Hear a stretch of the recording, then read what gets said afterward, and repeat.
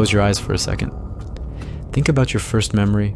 Maybe it's a birthday party when you were 4, a vacation, a hug from a parent. Got it?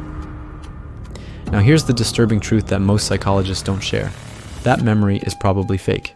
Not exaggerated, not fuzzy around the edges, completely and utterly fabricated by your own brain. And the most unsettling part, you would swear on your life it's real. This isn't some fringe theory. Research has proven that human memory doesn't work like a video recorder. It works more like a Wikipedia page, editable by anyone, including yourself. And every time you remember something, your brain is literally rewriting history. Today we're diving into the darkest facts about human memory that will make you question everything you know about your own past. From false memories planted in innocent people to the terrifying phenomenon of entire childhoods that never happened. Before we rewire how you see your life story, hit that like button. It helps others find content that makes them think. And subscribe if you're ready to have your mind genuinely bent today. Trust me, by the end of this video, you'll never trust your own brain the same way again. Let's get into it. Let me ask you something personal. If I asked you to describe your most vivid childhood memory right now, the one that feels like a movie playing in your head, how confident would you be that every single detail actually happened the way you remember it? 99% of people say completely confident, and 99% of people are wrong. Here's the first disturbing truth about your memory. Your brain does not store memories like a camera records video. It never has. It never will. And the moment you understand how memory actually works, you'll realize that every single memory you have is at least partially fictional. Think about a video camera. You point it at something, it captures exactly what happened. When you play it back, you get an identical copy. That's what most of us assume memory does. We think our brains are just biological hard drives, passively recording everything we experience. That is scientifically wrong. Your memory is not a recorder, it's a reconstruction engine. Every time you remember, your brain pulls fragments from different storage areas. A visual fragment here, an emotional feeling there, a sound snippet somewhere else. And then it builds a memory in real time, like constructing a Lego version of a building using whatever pieces you have available. And here's where it gets creepy. Your brain doesn't tell you it's doing this. It presents the finished product and says, here's exactly what happened. This brings us to the first truly unsettling implication. If your brain builds memories, then every time you remember something, you change it. Every single time you've replayed a memory in your head, your brain has modified that memory slightly, almost imperceptibly. Psychologists call this reconsolidation. Every time you access a memory, it becomes temporarily unstable. Your brain opens the file, edits it, and then it saves the memory again. The edited version. That childhood memory? It's been rewritten 1,000 times. The original is gone. Think about the terrifying implications. The memory of your first kiss, your graduation day. Every time you've revisited them, you've unknowingly edited them. In a famous study, psychologists showed participants a car accident. Half were asked how fast cars went when they hit each other. The other half heard smashed. The smashed group estimated higher speeds and even remembered broken glass that wasn't there. Your memory is not a vault. It's a living document. And everyone who has influenced you has had their hands on the keyboard. If your brain can't tell the difference between a real memory and a constructed one, then how do you know which parts actually happened? The honest answer? You don't. There's no original file. Only the version your brain has built and rebuilt again. Trusting a feeling isn't reality. In Chapter 2, we'll see how psychologists make people remember crimes that never happened. Events so real you would testify about them in court. Imagine someone walks up to you tomorrow and tells you that when you were 5 years old, you got lost in a shopping mall. You wandered around for over an hour, crying, until an elderly stranger found you and brought you to customer service. You don't remember this happening at all, but the person telling you is your own mother. She describes the mall in detail. The fountain near the entrance, the toy store you loved, the security guard's uniform. She seems so certain, so confident. Would you eventually start to remember it? In the early 1990s, a cognitive psychologist named Elizabeth Loftus decided to find out, and what she discovered shocked the scientific community. Loftus recruited dozens of families for the Lost in the Mall study. She asked parents to provide 3 real childhood memories. Then she added a 4th memory that was completely fabricated, getting lost in a shopping mall around age 5. The results were terrifying. By the end of the study, approximately 1/4 of participants fully remembered the fake event. They didn't just go along with it.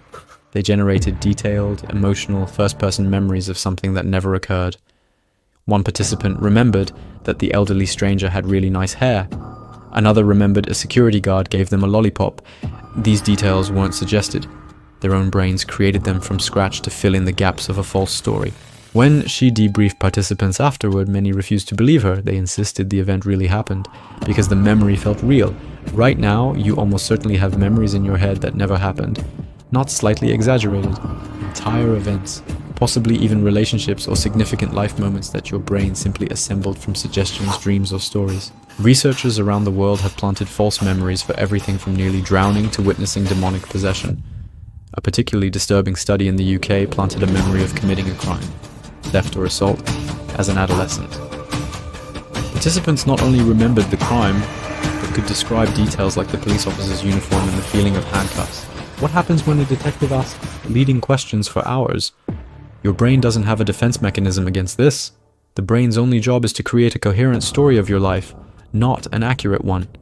Let me share the case that haunts Loftus to this day. A man named Steve Titus was a healthy, successful restaurant manager. Then, a woman was raped, and in a police lineup, she picked Steve as her attacker. She was completely certain Steve Titus was innocent. DNA evidence eventually proved it. But the victim's memory wasn't malicious. It was genuinely real to her. Less than 2 years after his exoneration, Steve Titus died of a stress-related heart attack. He was 38 years old. That's the power of false memory. It's a fundamental feature of how every human brain works, including yours. Let me give you a number that should keep you up tonight. Since 1989, over 375 people in the United States alone have been exonerated by DNA evidence after being convicted of serious crimes. Combined, they spent more than 4,000 years in prison for things they didn't do. Some were on death row. Now here's the number that's even more disturbing. Nearly 70% of those wrongful convictions involved eyewitness misidentification. Not planted evidence, not corrupt prosecutors, not coerced confessions. Ordinary, well-intentioned, completely confident human beings who looked at a suspect and said, "I'm absolutely certain that's the person who did it." And they were wrong. The Innocence Project, which has documented hundreds of these cases, puts it bluntly: mistaken eyewitness identification is the single greatest cause of wrongful convictions. And here's the psychological twist. Studies show that the more confident an eyewitness is, the more likely jurors are to believe them. But confidence has almost no relationship to accuracy. A person can be 100% certain and 100% wrong. The human brain simply cannot tell the difference between a real memory and a false one that feels real. Let me walk you through exactly how this happens. The process of identifying a suspect is psychologically designed to produce false memories. Imagine you witness a crime. It's stressful, your adrenaline is pumping, your brain isn't calmly recording details, it's in survival mode. You see a face, but only for a few seconds, under bad lighting, while you're terrified. Later, police ask you to look at a series of photos. They don't tell you this, but the real suspect might not even be in the lineup, but one of them looks kind of similar. The police officer says, "Take your time, we just want to be sure." They might even say, "A lot of witnesses pick number 3. That's called a confirming feedback, and it's devastating to memory accuracy. You pick someone, not because you're certain, but because you feel pressure to choose. The officer says, "Good, that's helpful." That single word, "good," acts like a memory implant. The next time you're asked, your brain has already begun rewriting the event. By the time you get to court, you're not lying. Your brain has genuinely reconstructed the memory with the suspect's face inserted. In 1984, Jennifer Thompson was raped at knife point. During the attack, she made a conscious decision. She studied her attacker's face. She survived. And she identified a man named Ronald Cotton from a photo lineup. She was completely certain. Ronald Cotton was convicted. He spent 11 years in prison for a crime he did not commit. Her memory had been contaminated. The more effort you put into remembering something, the more your brain fills in gaps with assumptions. In 1995, DNA evidence proved Ronald Cotton was innocent. The real rapist was another man named Bobby Poole. When Jennifer was shown a photo of Poole, the actual man who attacked her, she didn't recognize him at first. Ronald Cotton's face had become the memory. Jennifer Thompson was not a bad person. She was a victim who did everything right, and her brain still betrayed her. The same psychological mechanisms that put innocent people in prison are operating in your everyday life every single day. Every time you've argued with a partner about what happened last week, one of you is almost certainly wrong. Your brain rewards certainty, even when that certainty is completely disconnected from reality. In Chapter 4, we're going to explore the creepiest memory phenomena, bizarre glitches like déjà vu, jamais vu, and accidentally stealing ideas. You're walking through a coffee shop you've never visited before, you've never been to this city, you've never met the barista, and yet, suddenly, an overwhelming feeling washes over you. You've been here before. The same conversation, the same steam wand hissing, The same person in the corner reading the same book, with strange certainty that this exact moment has already happened. Then just as quickly as it arrived, the feeling vanishes. You shake your head, order your drink, and forget about it. That's déjà vu. And despite how common it is, nearly everyone experiences it at least once. Scientists still don't fully understand it. But what they do know is deeply disturbing. Déjà vu is essentially your brain glitching, creating a powerful feeling of familiarity for a situation. For decades, researchers believed déjà vu was simply a memory error, your brain accidentally retrieving a similar past experience and mislabeling it. But more recent research using brain scanning technology has revealed something stranger. During déjà vu, the areas of your brain responsible for conscious recognition and the areas responsible for emotional familiarity fire at different times. It's like your brain's left hand doesn't know what its right hand is doing. The familiarity signal arrives early, and your conscious mind, desperate to make sense of it, invents a story. This has happened before. Your brain literally hallucinates a memory in real time, while you're fully awake and conscious. And you believe it completely, but déjà vu is just the beginning. There's a far creepier phenomenon that most people have never heard of. It's called jamais vu, French for never seen. Jamais vu is when something completely familiar suddenly feels utterly strange and new. You look at a word you've written 1,000 times, let's say the, and suddenly it looks wrong. The letters don't seem to belong together. You stare at your own hand, and for a split second it doesn't feel like yours. You walk into your bedroom, the same room you've slept in for years, and everything feels alien, like a movie set pretending to be your life. Sound familiar? That's because jamais vu is actually more common than déjà vu, and it reveals something genuinely unsettling about how your brain constructs reality. Here's what's happening during jamais vu. Your brain normally uses a process called semantic satiation. Repeating a word causes the neural pathways to temporarily exhaust themselves. The connection between the visual input and the meaning breaks down. You're still seeing the word, you're still looking at your hand, but the feeling of knowing, that automatic sense of familiarity, has temporarily disconnected. For a few terrifying seconds, your brain treats reality as if it's seeing it for the first time, and the experience isn't neutral. It's deeply unsettling, because your brain is wired to expect familiarity. When that familiarity disappears, you feel a sense of wrongness, like reality itself has shifted slightly off its axis. Now, let me tell you about the creepiest memory phenomenon of all, cryptomnesia. This is the psychological term for unconscious plagiarism. When your brain remembers an idea, a joke, a song, or even a story that belongs to someone else, but forgets the source.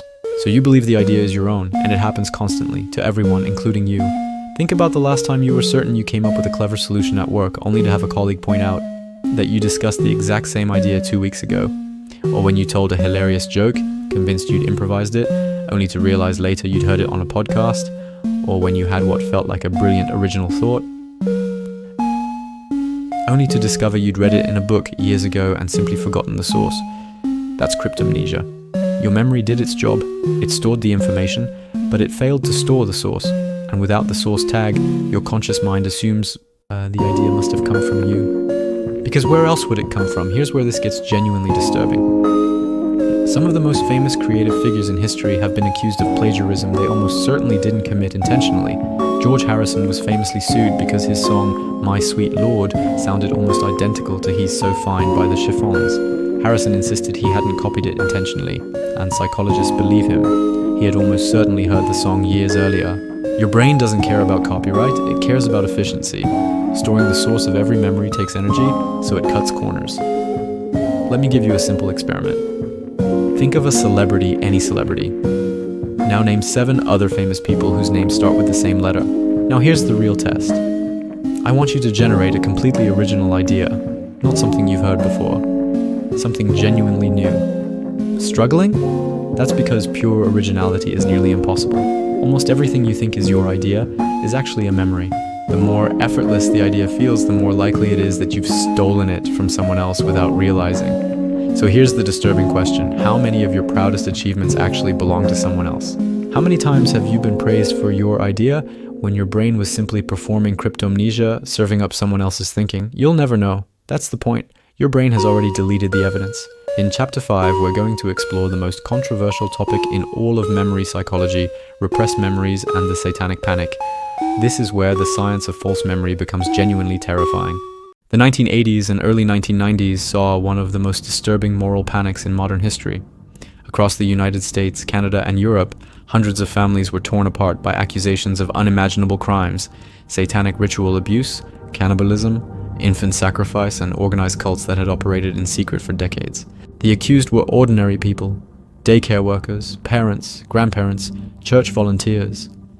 The accusers were their children and adult patients, people who, with the help of therapists, had recovered memories of abuse they had completely forgotten for years or even decades. These were called repressed memories, traumatic events so horrible that the brain supposedly locked them away in an inaccessible vault, protecting the victim from conscious awareness until they were ready to heal.